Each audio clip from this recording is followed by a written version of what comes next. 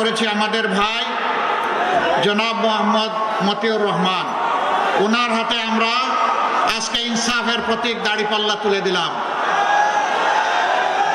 ইনসাফ জিন্দাবাদ, ইনকিলাব জিন্দাবাদ।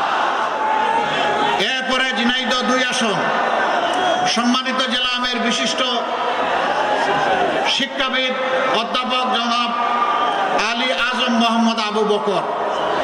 নামটা যেমন লম্বা, কাজটাও তেমন টেকসই।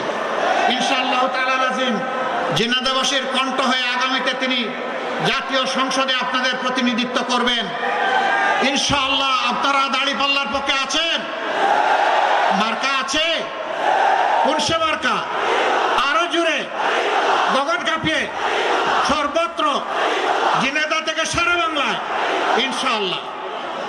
এরপরে ঝিনাইদহ 3 আসন অধ্যাপক মতিয়ার রহমান, তার হাতে আমরা ইনসাফের প্রতীক দাড়িপাল্লা তুলে দিচ্ছি। তিনি একজন বিশিষ্ট শিক্ষাবিদ, মজলুম শিক্ষাবিদ। জালেম সরকার তার ছাত্র ছাত্রীদেরকে তিনি যে শিক্ষা দিবেন সেইটা থেকে তাকে বঞ্চিত করে রেখেছিল।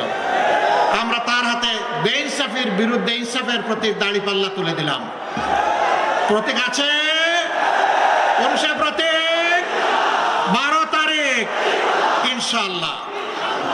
4 নম্বর আসন মৌলানা আবু তালিব, তার হাতে আমরা তুলে দিচ্ছি ইনসাফের প্রতীক দাড়িপাল্লা ইনশাআল্লাহ। ঝিনাইদহ 4। আচ্ছা, এই মানুষগুলাকে দেখতে কি মায়া লাগে? ভালো মানুষ মনে হয়, দেশপ্রেমিক মনে হয়? তাদের পাশে থাকবেন, হাতকে শক্তিশালী করবেন ইনশাআল্লাহ।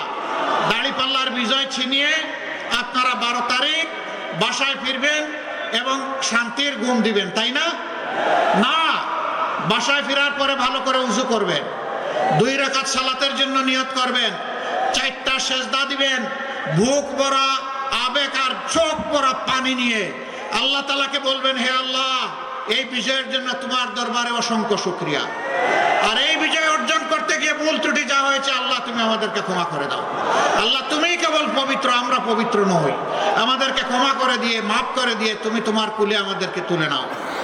সম্মানিত ঝিনাইদহবাসী, ভোট তো একটা গেল, আর একটা কি করবেন? কি ভোট দিবেন? হা মানে আজাদি, বলেন হা মানে কি? না মানে গুলামি, বলুন না মানে কি? গুলামি। আজাদি না গুলামি, আজাদি না গুলামি। নারে তাকবীর, লিল্লাহি তাকবীর, ইনকিলাব জিন্দাবাদ। আসসালামু আলাইকুম ওয়া রাহমাতুল্লাহ।